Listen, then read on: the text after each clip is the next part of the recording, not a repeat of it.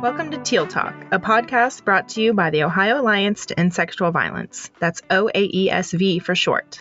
We're your hosts, Taylor and Lori. In each episode, we speak with professionals in the field to dive deep into the intersectional issues that affect survivors in Ohio. Before we begin, we want to give a content warning that we will be discussing sexual violence and other issues that may be upsetting and triggering. If you need help, please feel free to call our resource line at 888-886-8388 during regular business hours or the Ohio Sexual Violence Helpline 24/7 at 844-644-6435. Please take care of yourself.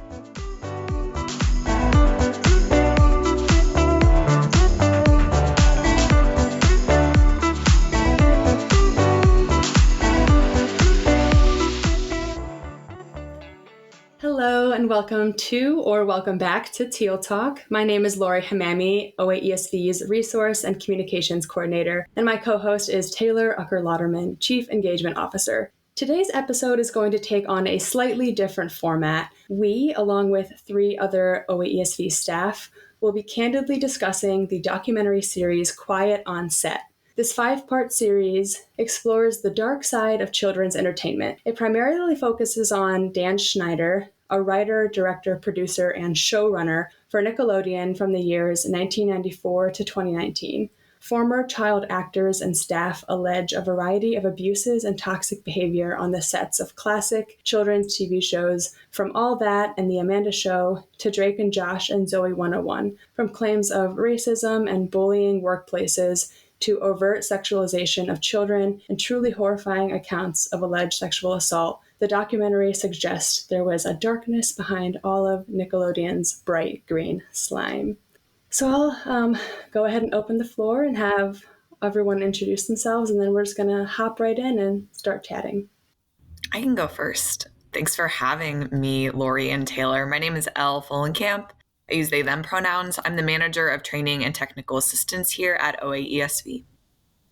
I'll go next. I'm Nicole Williams. I use she, her pronouns, and I am the director of grant management and sustainability. Hi, my name is Yasmin. I use she, her, AF pronouns, and I am the Coalition Services Administrator here at OAESV. And Lori already mentioned me, but I'm Taylor. I'm the Chief Engagement Officer at OAESV and the co-host. Well, thank you so much, everyone, for joining us. This is the largest number of guests we've ever had. So looking forward to seeing how this conversation flows today.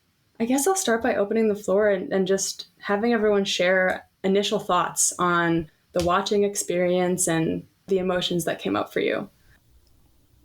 I can start. Growing up, these were some of my favorite shows. I was an avid watcher of The Amanda Show and All That. And I loved all of the skits that came through. So watching this documentary, it was very eye-opening because at the time, growing up, I didn't think much of any of the comments or the skits that were shared that maybe I shouldn't have watched. But now looking back, it's really jarring to see some of that and to have younger family members who maybe have seen bits and pieces of those skits, and if I saw them watching it, what would I think? How would I react to having a minor underage child watch some of those skits? It was just really jarring, and I'm glad that I watched the entire documentary, and I have a newfound level of respect for the actors who participated in them just because they were trying to get their start in Hollywood. I can go next. I hadn't really thought, about my emotions connected to it, which probably says something about working in this field and everything. But the first couple episodes came out and I saw people start talking about it. And I wasn't surprised because some of these things had been mentioned before. To me, the new part was about Drake. I just knew once I saw people around my age, keep talking about it, I was like, we have to dissect this. There's so much more that could be said. And seeing how many people just in my age group alone were affected, that is connected to emotions for me for sure. Yeah, Taylor, I felt similarly, I think. So I'm more of the iCarly generation, and I had read the I'm Glad My Mom Died book that Jeanette McCurdy, who played on iCarly, wrote within the last year or so. So I was also sort of aware of some of the things that might be covered. I was also aware of Drake Bell's conviction of, I think the specific conviction was child endangerment. So I was slightly aware of some of the things that he had been accused of in terms of sexual violence. And so seeing this other side of him, his experience as a survivor, was something that was compelling for me, something I wanted to look into. So yeah, I was absolutely watching this. I do love documentaries. I always have a bit of like a clench whenever I'm about to watch anything that has to do with nonfiction accounts of survivorship.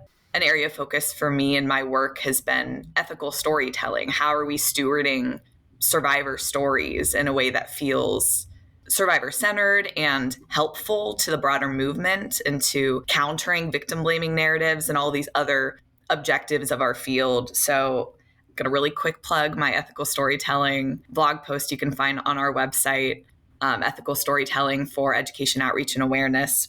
So I was definitely walking into the documentary with a lot of interest and also some tightness in my chest, just kind of knowing that sometimes documentaries that are focusing on sexual violence survivors don't really center the needs of survivors as a whole.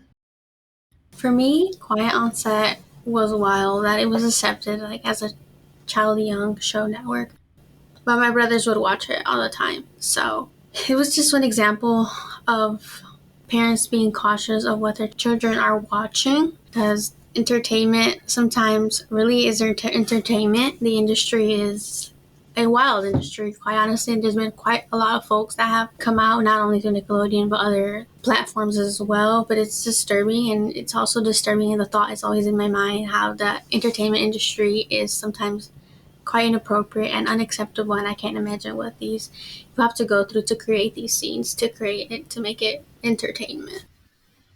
I grew up watching these shows. I mean, Drake and Josh and The Amanda Show were my favorite shows. I could recite every line of every show. I mean, I loved those shows. And even Victorious and Zoe 101, I was older when those shows came out, but I still don't think I fully grasped the inappropriate double entendres of some of the scenes. I just remember thinking like, wow, they make a lot of broad jokes. And I was just wondering like why they were talking so much about lingerie on a kid's show, but still never really clicked to me as being inappropriate for the age range of the show, I guess. I felt a lot of discomfort and anger, some type of guilt while watching the documentary, because these kids were going through this and I had no idea, and I was watching the show and enjoying it. And obviously, I had no idea, but it was hard for me to know that people were uncomfortable while on set, and I was contributing to the success of the show in a way.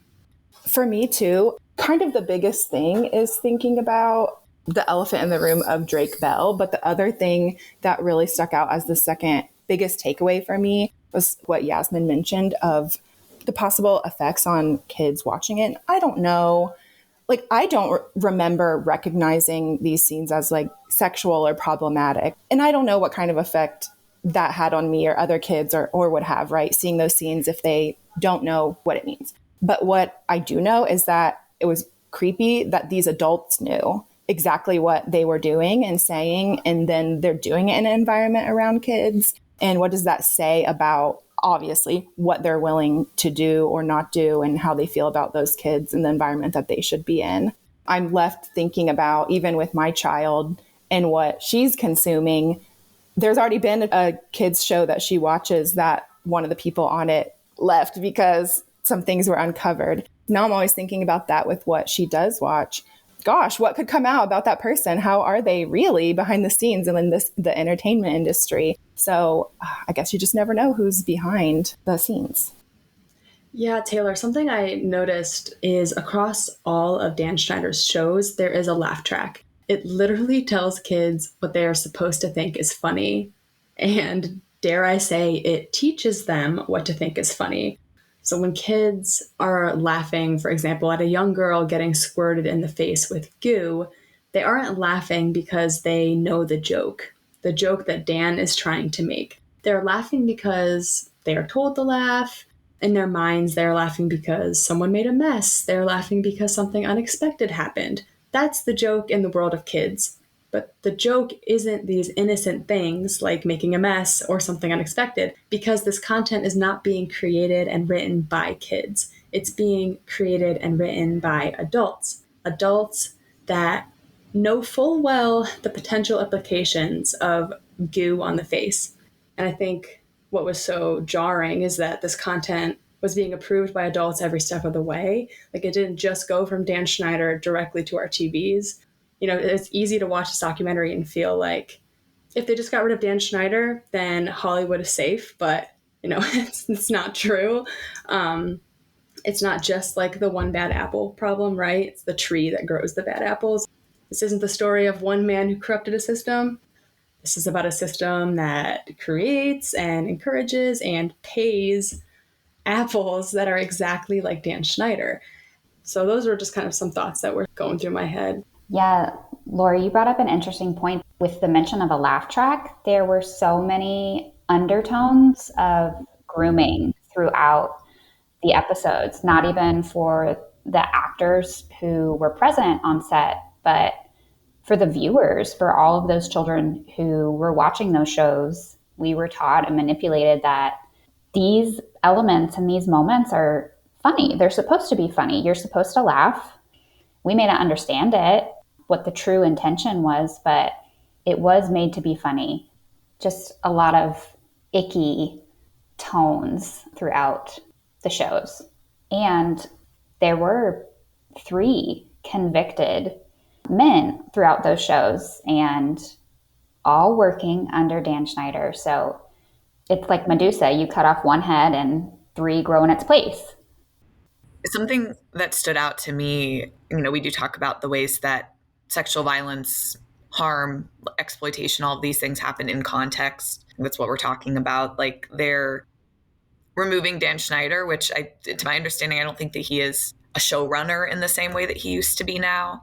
But my understanding is still that the ability for so many people with this history of allegations and even convictions, and just like, there's been known perpetrators working on these sets, and there hasn't been a mandatory background check system in place, because supposedly the children, I almost said students because they're kids, like these child actors, we're not supposed to be alone without a parent, and that was supposed to be the safeguard. But we see how the culture of these sets still separated the children from their parents. There always needs to be multiple layers of safety building upon each other. And so I think about what it could look like for this industry to be better. And I think one option that was presented in the documentary is, well, what if there is background checks for folks who are on this set, whether or not they're supposed to be alone with children? We know that people who want to harm children find ways to get alone with them. That's part of the grooming process. And so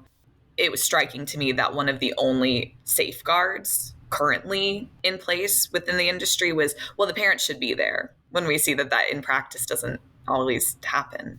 Yeah, we saw in the documentary that once Brian Peck was fired from Nickelodeon, he was then hired by Disney Channel after being convicted.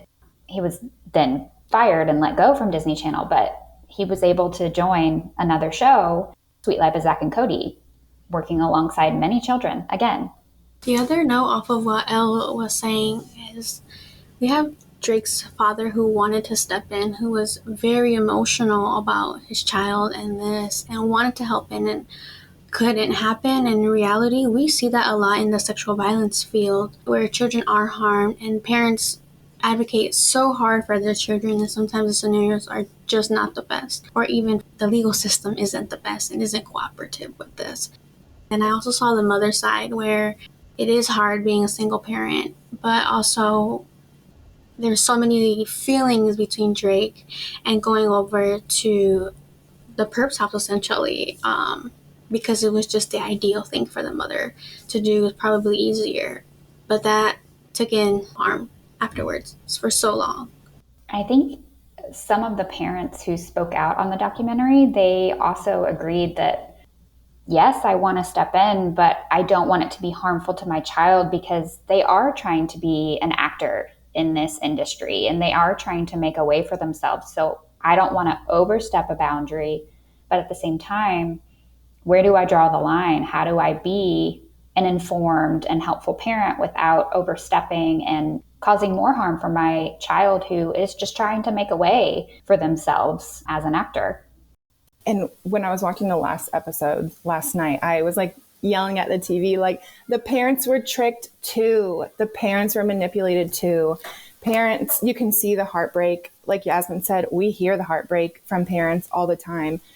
The people most likely to harm anyone, but to harm children in this case, are people that know them and have access to them. Why do they have access to them? Because they have relationships with them or are otherwise trusted. And it's not because the parents' trust meter is off. It's because often they were also manipulated, because people know exactly how to act or what to do. And we want to think as a society, and especially as like any type of caretaker of children, that I would know. I would have known. No, we wouldn't have. We know generations after generations, we wouldn't have known. That's another type of victim blaming, right? Like blaming the parents. They are co-survivors in this situation, and they're also impacted. They know exactly what to say to get what they want. It's frightening. I really felt the documentary has had a lot of positive impacts in terms of getting people talking. You know, my background has been in awareness and education when it comes to sexual violence. So the more awareness that we see, especially where there's accurate representation, I am all for, because it gets people engaged. It's Sexual Assault Awareness Month, right? There's a lot of benefits to be derived from awareness, especially when we can follow that up with opportunities to take action. So I think that the documentary had positive impacts. I do think that documentaries in general, as an avid connoisseur, they have limitations. They are, first and foremost, entertainment. That's what they're going for. And so there are limitations, I think, in what perspectives that they offer. Something I wish that the documentary could have shown more of was Drake Bell's mother's perspective. And maybe she didn't want to engage. Maybe it was her choice, but I still think that there was a framing. And we know that there's this trope, right, that mothers are the ones who are supposed to ultimately protect their children. And so the fact that there wasn't a ton of the mother's side of the story, I can't say whether or not this mother was super neglectful or if she was manipulated in a really intentional way to where that's why Drake was left alone with this perpetrator. But I do think that my experience watching the documentary, it really felt that the documentary was framing her as it's her fault. And not to say that parents don't have a responsibility to their children, but I don't think that we heard very much about the mother side of things. And I do think that has something to do with the documentary's perspective on who is to blame for this harm. And we know that disproportionately mothers are blamed or, seen as responsible for the safety of their children. And that can be a form of victim blaming when the mothers themselves are secondary or, like vicarious trauma survivors. The other bigger factor that I see is also the finances, the money part, where these children essentially just provided for the family. We have the example of Jeanette McCurdy, who spoke on her behalf and her mother's relationship, and how she was basically the main provider for the household. So that's not the biggest factor I take, is the finance part and the children providing. And when they weren't providing, it was almost like there was no escape. I know she wasn't featured in person in the documentary. We just saw clips from her show, but Amanda Bynes had a similar experience to Jeanette McCurdy in that she was a Coogan account child, and her parents very much financially benefited from her being on All That and the Amanda Show. A few of these child actors then went on to seek independence from their parents from a young age, just wanted to be separated because it was harmful being children of these parents who maybe they were trying to speak out against uncomfortableness and inappropriate behavior in the workplace, but financially their parents were getting paychecks from their children. So very unfortunate and very uncomfortable behavior. Yeah, I do think I recall some of the limited amount of perspective we get from Drake Bell's mother. Part of it was like she was attempting to further his career, and then she benefits from that. The family benefits from that. So I do think that if we are to look at like a parent's perspective in these cases, you can't ignore the fact that there is money to be made. Like maybe it's selfless in terms of I want my kids to be successful. But I think oftentimes, as we did see in Jeanette McCurdy's case, that it can also be you are the breadwinner. You as a child are the breadwinner for our family, and what pressures and how that's easily exploited too. For example, maybe if Brian Peck was able to say, hey, I can help make your kid famous, I can help make your kid money, that could potentially make me see less red flags just because I'm seeing that there's this financial opportunity. It's kind of complex, and we just didn't get to see a lot of what maybe where she was coming from and the decisions that she made. Being famous back in the day, as opposed to now when really a lot of people can go viral and have fame in a social media context. But really back in the day, if you said you wanted to be an actor, it was like, okay, dream big. And then to actually have your kid be on Nickelodeon, which at the time was ginormous. I mean, they were like kids' TV. And I think as a parent, you're like, I just want my kid to be happy and I don't want to jeopardize that. And I'm thinking specifically about the other convicted sex offender on the documentary, Jason Handy. I think he was a dialogue coach. We get the perspective of the mother there. She's saying things like, he just seemed like a normal guy and he singled out my daughter, and I just thought that meant like she was going to get ahead in her career. I can't even imagine sorting those difficult emotions of, not wanting to step in and quote unquote sabotage your daughter's dreams because you're seeing them happen in reality. Being an actor is not easy, and you're like, my daughter is on TV. Exactly. And, growing up, I was not on TV. I was not a child actor, but I had similar moments, where I wanted to do something. I wanted to go with friends or go out on a date, maybe with an older friend group from the age that I was at. And my parents gave the same warning, like, I'm not sure if this is a good idea. And as a teenager, you don't even hear that. You're just like, why don't you want me to go hang out with my friends? I want to do this. You're ruining my life. So I'm sure that many of those conversations were shared. And again, it's that same, like, when do I step in? Do I need to step in now? Is it going to sabotage a career? Is it going to be more harmful? Are they going to have negative feedback on set? Are they going to be removed from a skit? I can be there with the parents too and kind of see some of the turmoil that was going on in their minds. But even as a viewer from the documentary, I thought, why didn't these parents step in? They were there on set. Like, what happened? Because I wasn't involved, so I just have the viewer perspective, and I don't know what was going through their mind at the time because I'm just watching it and I am judging them and seeing, like, if I were there, I would have stepped in. I would have cut it out immediately. You only see that because it didn't happen to you.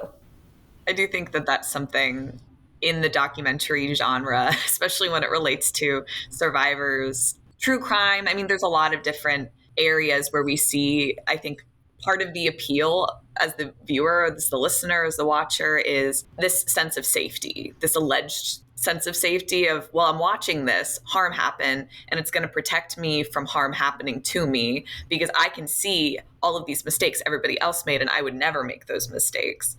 It's the scary movie effect. Yes. Like, don't open that door. They're right on the other side. Yeah. And I think that it's just always a tension I hold of like, well, but these are real people. This isn't a horror movie. And these are real circumstances that I'm missing the full context for. I resonate with that I can be as informed as I am about sexual violence survivorship and being a loved one of somebody who's been abused and knowing it's never a survivor's fault. And still sometimes these documentaries make me want to throw things at the screen like it's a horror movie. Like, no, don't let them do this. And it's just really a hindsight 2020 situation. And I think it's just important for us to keep that in mind, that we aren't in that situation right now. We can't pass judgments just based on what we're seeing, because this is entertainment. This is an entertainment platform. And so I think we can, what's the expression? I'm a vegetarian, so I don't like it, but like, eat the meat, leave the bones, right? I think that there's things that we can take away from the documentary. And at the same time, there's things we should be mindful about when it comes to what we take away and our perspectives on survivors and who's to blame. Because it is always, at the end of the day, the perpetrators and the rape culture that's, born them. Exactly. No matter what, when it comes down to it, that person could have still chosen not to cause harm. It's an important takeaway.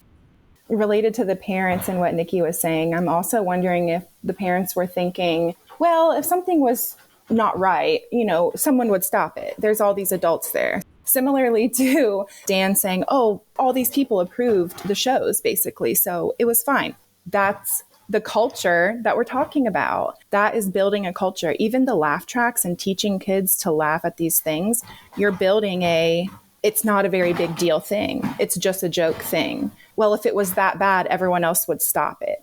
It's the Spider-Man meme pointing at each other. Everyone's doing the same thing. And we're all just letting it slip into this unhealthy situation. I think that one of the effects that the documentary is having, for the people that I'm seeing on my social media anyway, is at least an awareness, like you were mentioning, Elle, and at least a dissection of something that before we maybe were just accepting when we were watching it, right?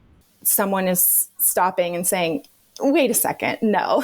And I'm so glad that those questions are being asked. And the conversation needs to continue, right? Because there's so much more to say. There's more to say about how the parents are portrayed. There's more to say about Drake and his complicated reality. There's so much. So I hope the conversation continues for people that now have been willing to question things.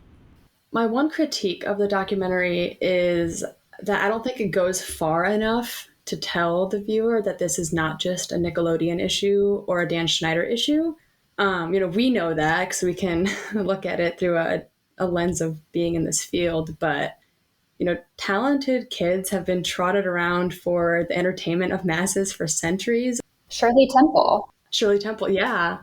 Even right now, there's like a wild, wild west of child influencers on TikTok and Instagram. And on social media, like, they're not on set, but their set is their home. The producers are their parents, and their parents are under no legal obligation to share the profits they're making or to protect their mental health or privacy. And I guarantee it's not even kids that are tuning into those Instagram reels. So, we might not be on a Broadway stage or in Hollywood, but we are on social media, and eventually that will give way to whatever comes after social media.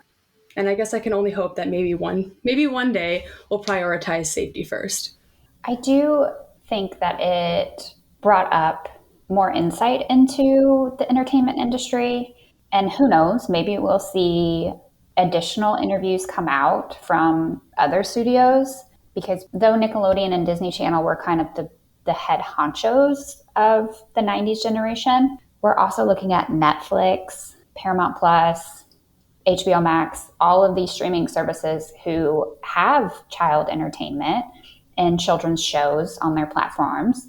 And we don't know what goes on set or behind the scenes on those. But I do think the documentary shed light on an area that maybe we don't think about because we're not in the entertainment industry. We don't know what goes on set. We don't know what kind of laws and policies are in place to protect children. And from this documentary, doesn't seem like there's a lot or an adequate amount of protections afforded to these children. They are working actors. They're minors and they're underage, and there are certain limitations to what they can and cannot do on set. But as far as the adults that interact with them, there's not enough protections for the children afforded while they're on these sets for 8 to 10 hours a day. I also think that the purpose of this documentary will hopefully snowball effect into more protections. I know Allison Stoner, who is a former child star, she has a series on YouTube out right now talking about this very same topic. And I know that she is currently adding more senators and more Congress members every day to working on legislation and getting a bill passed that works on advanced protections for child actors. specifically looking at the financial aspect too, looking at the Coogan account, looking at protections while the children are on set. So hopefully we'll see more advanced policies and laws in place that actually do work to protect children while they are working actors. Did you see that she was at the Ohio State House a few months ago? I didn't. Yeah, I need to actually check back in about what impacts that made. It was on a specific bill, though, that she was doing that outreach work. I think she has connections to Ohio, too, that she's like from Dayton or something. I could be making that up. Everybody's from Ohio, so that doesn't surprise me.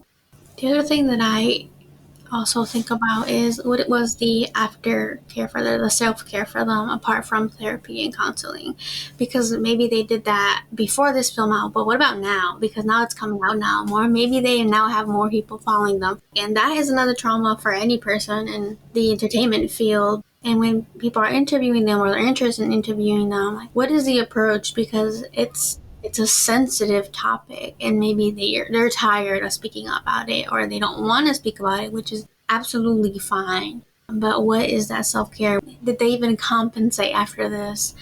Which probably not. But what did that look like? And what are like the options here? And how it just went about for the after? So I actually, in preparation for this, I wanted to plug this because I found it to be a fascinating conversation.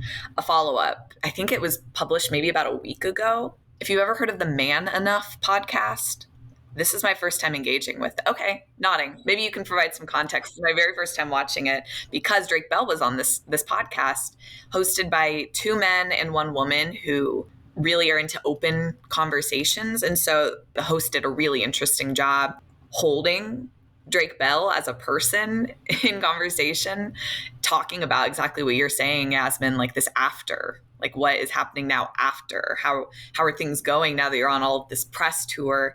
They also did a really interesting job trying to, I think, hold him accountable to the ways, from my perspective, I think that the documentary did not do justice to the survivor of child endangerment at the hands of Drake Bell. So kind of speaking carefully because there's a lot of things that are alleged, but he was also convicted of child endangerment for speaking inappropriately to a minor on Instagram. And they bring that up on this podcast. And it was a really interesting exercise in men holding other men accountable and looking beyond just, did you do this? Let's enact punishment if you did this. It's about transformation. So I really definitely suggest, if you're interested in like, what's Drake Bell up to now? That seemed to be a really interesting conversation that was talking not only about, hey, aftermath of this documentary, but also I think diving a little more deeply into what I feel like the documentary was missing, which was this full picture of Drake Bell as a perpetrator and a survivor, which we often see. You know, there's no such thing as a perfect victim. So I think it did a great job showcasing that. Which is why I wish that there would be more. But I'm glad there's these other platforms to keep the conversation going. That wasn't the case before. It would have been only documentaries or some sort of news that would have uncovered these on a grand scale, not in control. Like the people who want to tell their stories can be in control of them in a way on social media. But I wish that we would have heard more about that. But that being said, I do really hope that we can have a part 2 of this episode. We didn't even talk about the racial aspects that came up. The documentary really did not touch on it. There was like 2 small parts in 2 episodes, which, goes to show the issues. But I think there's more to be said there. There's a lot more to be said about Drake and the complicated survivorship and harm that he's caused and everything. So I would love for us to have that part 2 that we mentioned before and see what else we can uncover. I'm sure the listeners are thinking about these same things. And I felt like watching something like this is complicated. You sometimes don't know what to do with it.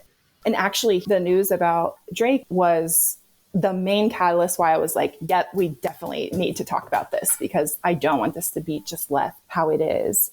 Oh, and also that happened in Ohio. I saw that the conviction was in Ohio. It was actually in Cleveland, I believe. I do think it's interesting with Drake, too. When Brian Peck was convicted, that case was sealed, and it wasn't unsealed until they created this documentary. So nobody knew who the minor was. Nobody knew who wrote letters of support until they created this documentary. So, I mean, Drake's conviction was in 2021. I always wonder if the case hadn't been sealed and if Drake had received the care that he needed after being a survivor of such horrendous acts, would he even be convicted as someone who perpetrated child endangerment if he received adequate care that he needed and adequate support that he needed? Would it even occurred? I feel like a lot of things back in the day where like you just got over it. You know, there really wasn't therapy. Mental health was not a conversation you talked about. I didn't even know what mental health was. So I totally echo that, Nicole. I do think the outcome of his life and his addictions and his mental health struggles would have been different. I heard him mention on a follow-up podcast that like he's like, I had to pay for my own therapy. It's like, yeah, Nickelodeon should have been paying for that. He even went to rehab, and I'm pretty sure he funded that as well because the studios were just so hands-off. Mm-hmm. Yeah. I would also love to address in a follow-up conversation just more of the ethical storytelling stuff, Elle. I know a lot of other Nickelodeon stars have elected to not watch this documentary, which is understandable. It's triggering for them in a totally different way than it would be for others.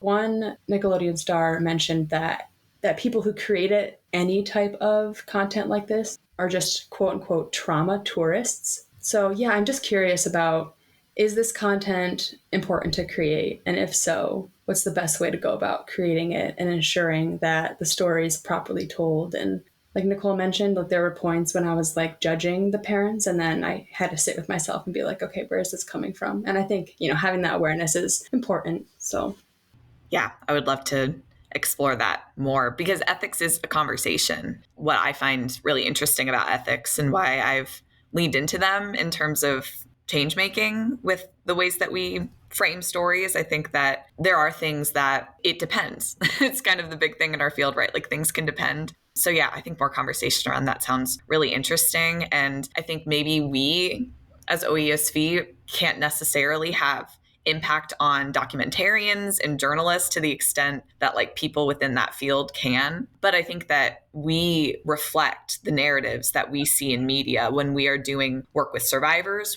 when we're using storytelling in our many other ways, when we're writing grants, when we're doing community outreach. And so I think it is really important for us in the advocacy and prevention field to be clear about the ethics of these sorts of things before we're just kind of blanketly promoting documentaries or narratives presented in them, because the ethics are complicated. I just give so much grace to the actors and their families that are involved that were courageous and brave enough to present their story and how being on set affected them in any kind of way. It's not easy coming forward to share how something affected you, whether it be positively or negatively. That is their story. That is how they saw it.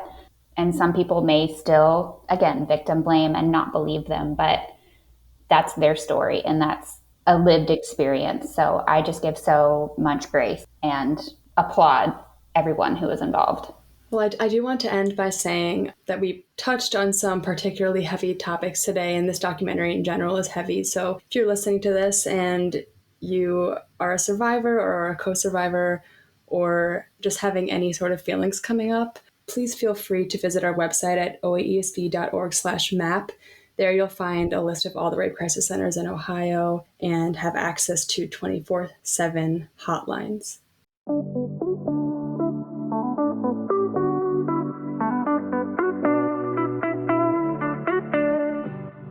Thanks for listening to Teal Talk. We hope you enjoyed our deep dive into intersectional issues affecting survivors in Ohio.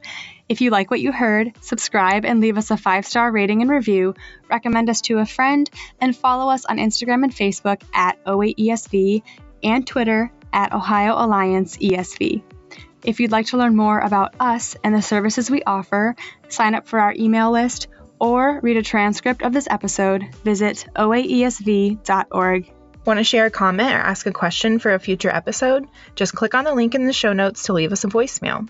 And remember, we're here to help.